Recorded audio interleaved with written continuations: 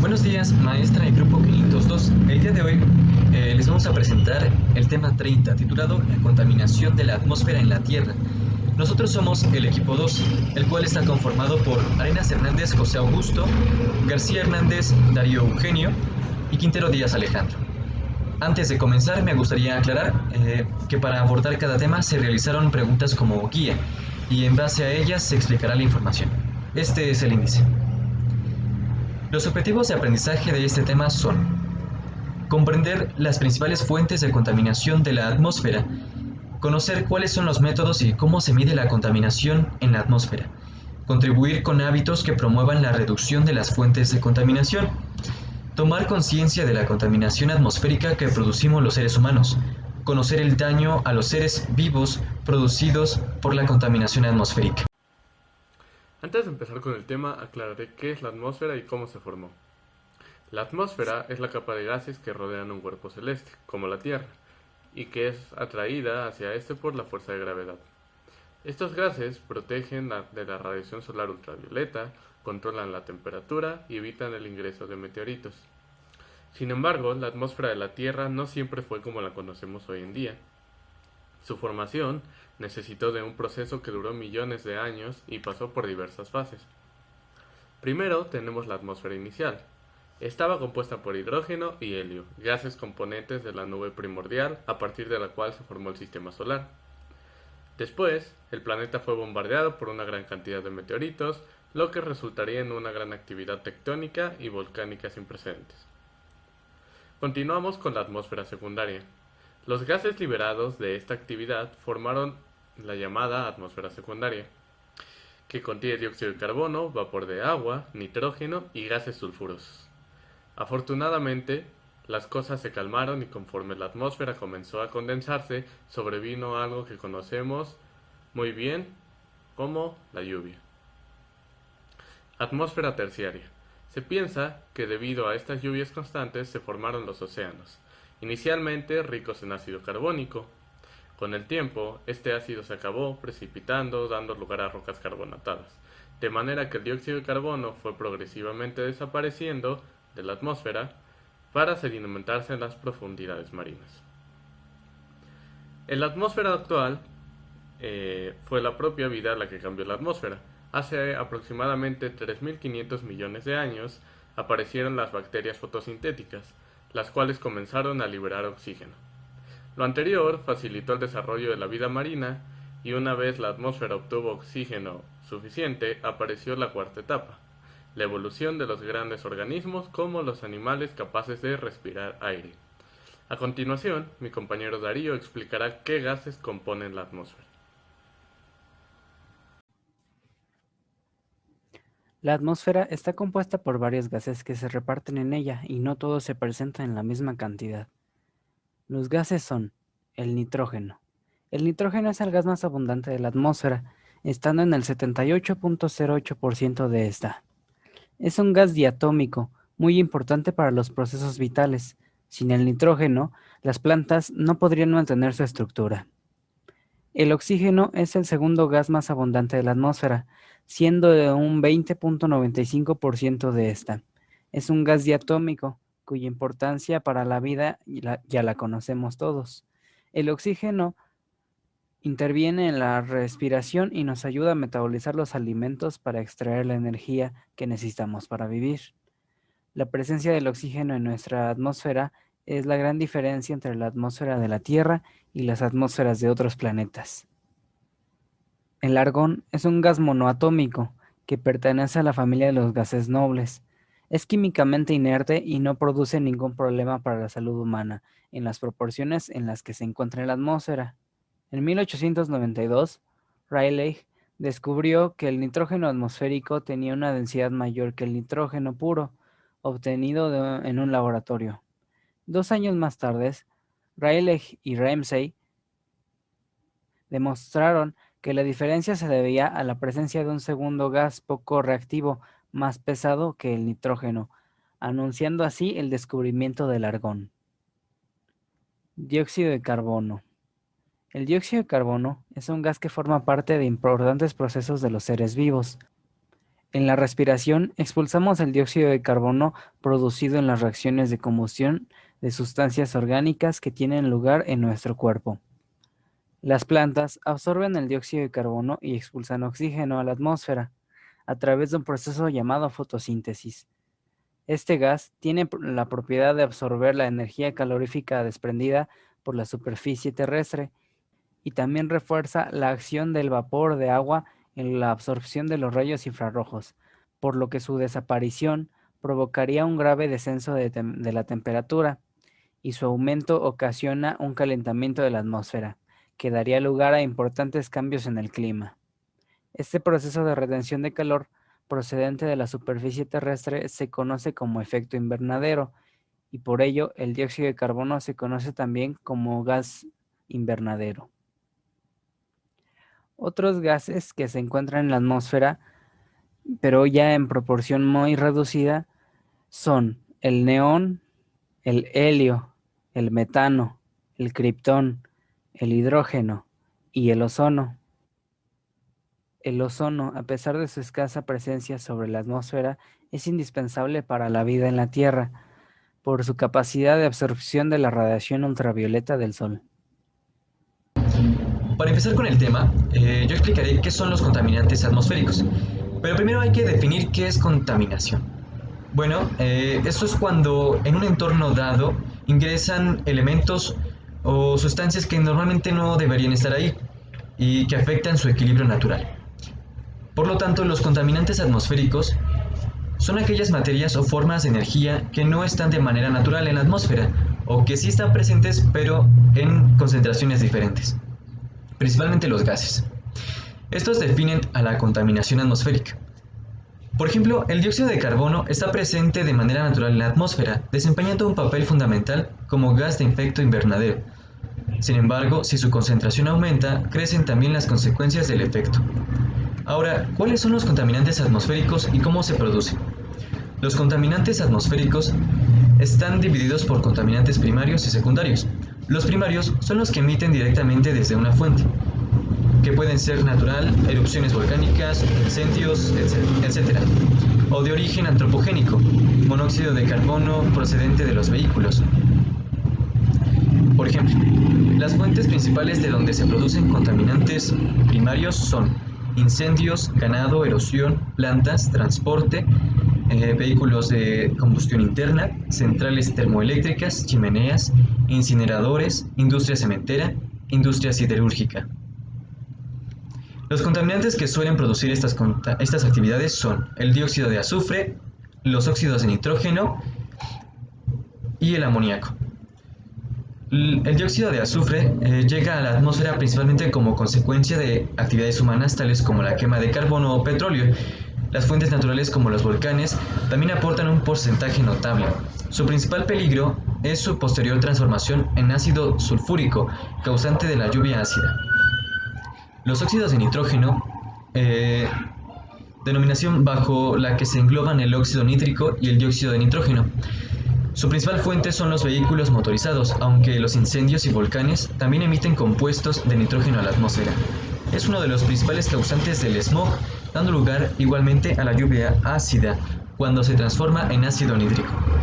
El amoníaco es un gas inflamable, tóxico y que causa quemaduras y que tiene un importante foco de emisión en la actividad agrícola como consecuencia del uso de fertilizantes.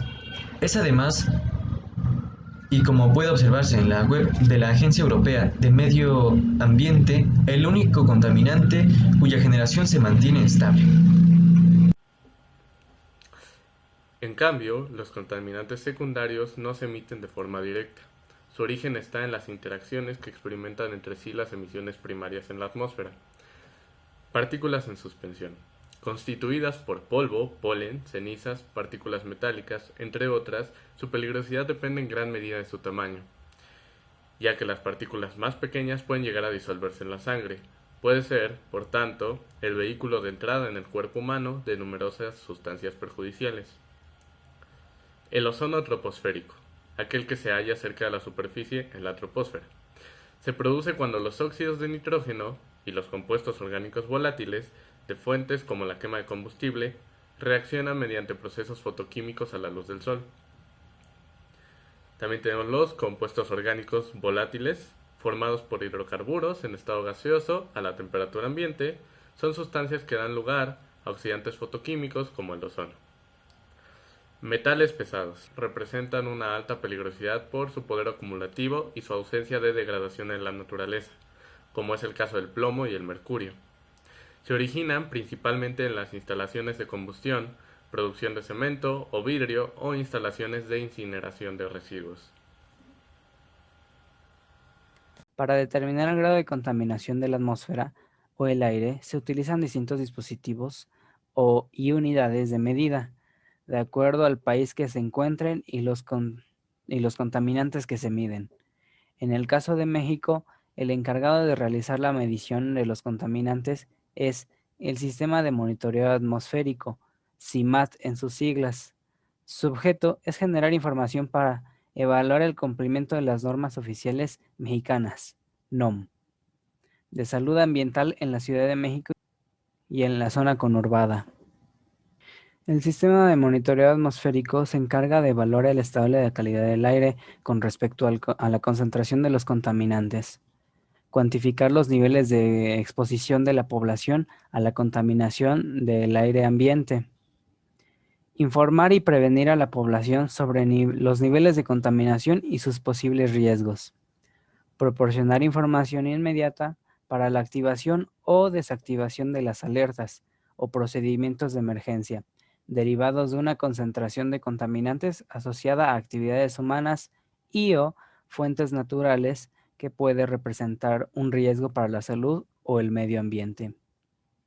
Informar de manera oportuna a la población sobre el estado que guarda la calidad del aire. Generar información para la evaluación de la distribución espacial y el transporte de los contaminantes atmosféricos. Generar datos confiables para la evaluación y el seguimiento de las estrategias de gestión de la calidad del aire, instrumentadas en la Ciudad de México y la zona conurbada. Evaluar la tendencia histórica de los contaminantes en la Ciudad de México y la zona conurbada. Los métodos que se utilizan para medir la cantidad de contaminantes que hay en un área varían dependiendo del contaminante que se quiera detectar y la cantidad en la que éste se presenta. Esto se debe a que no todos los contaminantes y elementos reaccionan de la misma manera y en las mismas circunstancias. Los métodos que se utilizan comúnmente para medir estos son los siguientes. Para el dióxido de azufre se utiliza la fluorescencia UV. Este método utiliza la fluorescencia emitida por las moléculas de dióxido de carbono cuando son excitadas por una fuente de radiación ultravioleta. Para el monóxido de carbono se utiliza la absorción en el infrarrojo. Este método utiliza la absorción de la luz infrarroja por parte del monóxido de carbono en una celda de correlación. Para el dióxido de nitrógeno se utiliza la quimioluminiscencia, que es la medición de la luz emitida durante la reacción entre el monóxido de nitrógeno y el trioxígeno. Para el ozono se utiliza la fotometría UV, que es la absorción de la luz ultravioleta en la longitud de onda de 254 nanómetros. La disminución en la intensidad es proporcional a la concentración de ozono de acuerdo a la ley de Beer-Lambert. Para detectar las partículas suspendidas de PM10 y PM2.5 se utiliza la gravimetría, que es la determinación de la masa de partículas presentes en un flujo de aire. Las partículas son separadas de la corriente y depositadas sobre un filtro colocado en un elemento oscilante. La variación en la frecuencia de oscilación es proporcional a la masa. El tamaño de la partícula está determinado por la entrada selectiva y el flujo de muestra. Y por último, también para las partículas suspendidas PM10 y PM2.5 está la atenuación de radiación beta, que es un método que se utiliza, como el nombre lo dice, la atenuación en la intensidad de la radiación beta por las partículas depositadas sobre un filtro continuo. Muchos estudios han demostrado enlaces entre la contaminación y los efectos para la salud. El aumento de la contaminación del aire se ha ligado a la disfunción pulmonar y aumentos en los ataques cardíacos. Niveles altos de contaminación atmosférica, según el Índice de Calidad del Aire de la Agencia de Protección Ambiental de los Estados Unidos, perjudican directamente a personas que padecen asma y otros tipos de enfermedades pulmonares o cardíacas. La calidad general del aire ha mejorado en los últimos 20 años, pero las zonas urbanas aún son motivo de preocupación. Los ancianos y los niños son especialmente vulnerables a los efectos de la contaminación. El nivel de riesgo depende de varios factores: la cantidad de contaminación en el aire, la cantidad de aire que respiramos en un momento dado, la salud y la salud general, el estado en el que nos encontramos. Otras maneras menos directas en que las personas están expuestas a los contaminantes del aire son el consumo de productos alimenticios contaminados con sustancias tóxicas del aire que se han depositado donde crecen, consumo de agua contaminada con sustancias del aire, contacto con suelo, polvo o agua contaminados. La contaminación suele afectar más a la salud de las personas que ya cuentan con alguna enfermedad, como las que ya se mencionaron, y esto se debe a que afecta el funcionamiento normal del cuerpo, provocando problemas a corto y largo plazo, pero todo esto depende de algunos factores para que se manifiesten los daños. Las concentraciones que se encuentran en el aire de los contaminantes, sus propiedades físicas y químicas, la dosis que se inhala, el tiempo y la frecuencia de exposición, características de la población expuesta como nivel socioeconómico, estado nutricional y susceptibilidad genética. Las partículas más dañinas para la salud son las de 100 micrómetros de diámetro o menos, que pueden penetrar y alojarse en el interior profundo de los pulmones. La exposición crónica a las partículas agrava el riesgo de desarrollar cardiopatías y neumopatías, así como cáncer de pulmón. Generalmente, las mediciones de la calidad del aire se notifican como concentraciones medias, diarias o anuales de material particulado o PM10 por metro cúbico de aire. Las mediciones sistemáticas de la calidad del aire describen esas concentraciones de PM o material particulado expresadas en microgramos sobre metro cúbico. Cuando se dispone de instrumentos de medición suficientemente sensibles, se notifican también las concentraciones de partículas finas, PM2.5 o más pequeñas. Los efectos sobre la salud que tienen es que existe una estrecha relación cuantitativa entre la exposición a altas concentraciones de pequeñas partículas, PM10 y PM2.5, y el aumento de la mortalidad o morbilidad diaria y a largo plazo. A la inversa, cuando las concentraciones de partículas pequeñas y finas son reducidas, la mortalidad connexa también desciende, en el supuesto de que otros factores se mantengan sin cambios. Esto permite a las sustancias normativas efectuar proyecciones relativas al mejoramiento de la salud de la población que se podría esperar si se redujera la contaminación del aire con partículas. La contaminación con partículas conlleva efectos sanitarios incluso en muy bajas concentraciones. De hecho, no se ha podido identificar ningún umbral por debajo del cual no se hayan observado daños para la salud. El exceso de ozono puede producir efectos adversos de consideración en la salud humana. Puede causar problemas respiratorios, provocar asma, reducir la función pulmonar y originar enfermedades pulmonares. Actualmente se trata de uno de los contaminantes atmosféricos que más preocupan en Europa.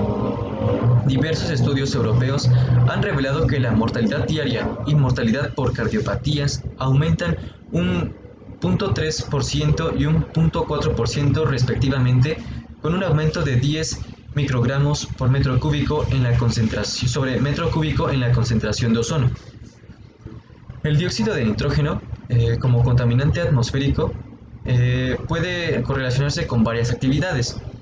En concentraciones de corta duración superiores a 200 microgramos sobre metro cúbico, es un gas tóxico que causa una importante inflamación de las vías respiratorias. Es la fuente principal de los aerosoles de nitrato que constituyen una parte importante de las PM2.5 y en presencia de luz ultravioleta del ozono. Las principales fuentes de emisiones antropogénicas del dióxido de nitrógeno son los procesos de combustión, calefacción, generación de electricidad y motores y vehículos y barcos. Efectos sobre la salud. Estudios epidemiológicos han revelado que los síntomas de bronquitis en niños asmáticos aumentan en relación con la exposición prolongada. La disminución del desarrollo de la función pulmonar también se asocia con las concentraciones de dióxido de nitrógeno, registradas o observadas actualmente en ciudades europeas y norteamericanas. Dióxido de azufre. Efectos sobre la salud. Puede afectar al sistema respiratorio y las funciones pulmonares y causa irritación ocular. La inflamación del sistema respiratorio provoca tos, secreción mucosa y agravamiento del asma y la bronquitis crónica. Asimismo, aumenta la propensión de las personas a contraer infecciones del sistema respiratorio. Los ingresos hospitalarios por cardiopatías y la mortalidad aumentan en los días en los que los niveles de dióxido de azufre son más elevados. En combinación con el agua, el dióxido de azufre se convierte en ácido sulfúrico, que es el principal componente de la lluvia ácida que causa la deforestación. Asimismo, estos contaminantes también afectan al ambiente que nos rodea. Al aumentar las temperaturas o cambiar las condiciones naturales de algún lugar, el ambiente puede incluso cambiar drásticamente de forma negativa, provocando la pérdida de especies de plantas importantes o animales que ayudan a mantener el equilibrio en algún ecosistema. Los mayores ejemplos es el cambio climático o pérdida de especies importantes, aunque la contaminación atmosférica no es la única que provoca estos fenómenos.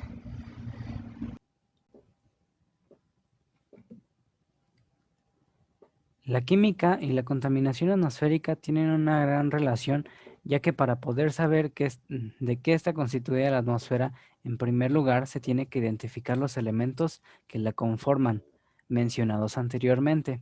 A partir de eso, se puede identificar con varios métodos la cantidad que hay de estos en la atmósfera, y así identificamos en qué condiciones se encuentra la atmósfera y qué otros elementos o contaminantes hay y qué efecto o cambio puede generar estos, ya sean perjudiciales para la atmósfera, el medio ambiente o los seres vivos. También se puede identificar todas las reacciones que generan estos contaminantes, como podría ser la lluvia ácida formada por las emisiones de dióxido de azufre, óxidos de nitrógeno y amoníaco, que bien pueden ser producidos de forma natural. Esta producción es mínima. El mayor causante de estos contaminantes son los productos de la industria generada por el humo, quema de combustibles para la industria o las emisiones de los automóviles, que hoy en día ya son tan comunes. Estos tres contaminantes pueden ser transportados a grandes distancias desde sus focos de origen. Se oxidan en contacto con la atmósfera y dan lugar a la formación de ácido sulfúrico y ácido nítrico. Dichos ácidos se disuelven en las gotas de agua de las nubes y caen a la superficie terrestre mediante la denominada lluvia ácida, que puede presentarse también en forma de nieve o niebla. Todo esto y algunas cosas más que tal vez pasemos por alto es por lo que tiene una gran relación la química con la contaminación atmosférica. Reforzando un poco la idea, sin la química no podríamos saber con certeza nada de lo que provoca la contaminación atmosférica y la contaminación en general, el impacto que tienen los ambientes y seres vivos, aunque esto va de la mano con otras ciencias y las reacciones químicas que tienen estos elementos para generar los gases que contiene la atmósfera o los contaminantes, la lluvia ácida, las formas de combatirlo y prevenirlo, los lugares o mayores emisores de los contaminantes y también cómo mostrar a los demás con información todo lo que sucede a nuestro alrededor, lo que generamos, lo que cuidamos y cómo cuidamos, lo que es importante y nocivo para nuestra salud, saber de qué manera nos afecta y cómo contrarrestarlo. Gracias a la química y a la relación que tienen con el estudio de los elementos y reacciones entre muchas otras cosas, podemos saber todo esto sobre la contaminación y podemos idear formas para lidiar, contrarrestar y disminuir la emisión de los contaminantes y la contaminación ya existente en la atmósfera. En el siguiente punto se les mostrará algunas de las medidas y acciones para combatir la contaminación, ya sea personalmente o en comunidad. Ya para cerrar el tema, hablaré de las acciones que podemos realizar para contribuir a la reducción de la contaminación atmosférica. En general, tomar la iniciativa para tomar conciencia y reducir esta contaminación es muy importante por todo lo mencionado anteriormente. Por eso existen diversas acciones que podemos realizar desde nuestras casas o en conjunto como sociedad, tales como el reciclaje. Con esto se aprovechan los residuos y se evitan algunos procesos de fabricación que producen más gases contaminantes. Fomentar el uso del transporte público. Esto contribuye a que cada persona prescinda del uso de un vehículo particular. Compartir vehículos, adquirir coches de bajo consumo, híbridos o eléctricos. En el caso de uno tradicional, tener en cuenta que los vehículos diésel son los que más contaminan. Someter a nuestro vehículo a las revisiones periódicas. Con esto sabremos si nuestro vehículo cumple con los estándares de emisiones. De no ser así, lo podremos resolver lo más pronto posible.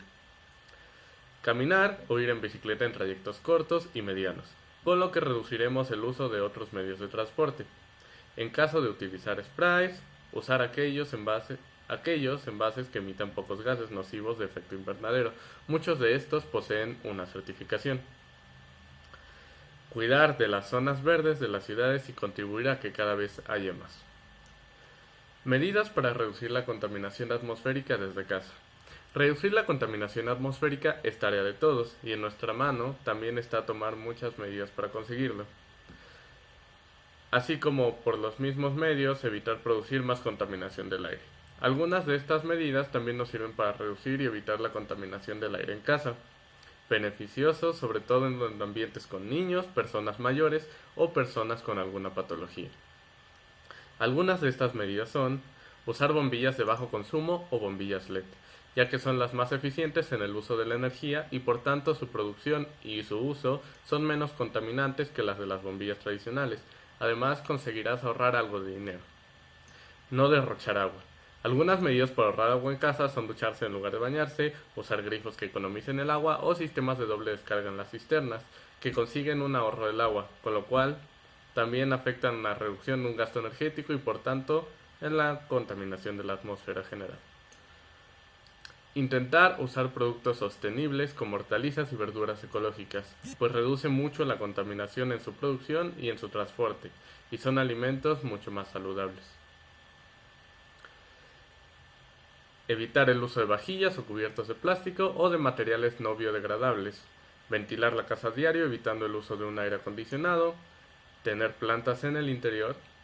Estas plantas que purifican el aire y de este método nos ayudan a mejorar su calidad. Usar purificadores de aire, estos limpian el aire y hacen que este sea más saludable. Además, es beneficioso para que la gente que sufre de alergias u otra patología respiratoria. No abusar del uso del aire acondicionado ni de la calefacción. Tampoco usarlas a una temperatura excesiva, sin necesidad de pasar frío ni calor. Simplemente hay que tener en cuenta una serie de factores para adaptarnos a la temperatura ideal y evitar un derroche energético. Esto sería todo por parte del equipo 12. Esperamos les haya sido muy interesante la información expuesta en esta presentación y muchas gracias a todos por su atención. A continuación se presentarán las referencias utilizadas para este trabajo.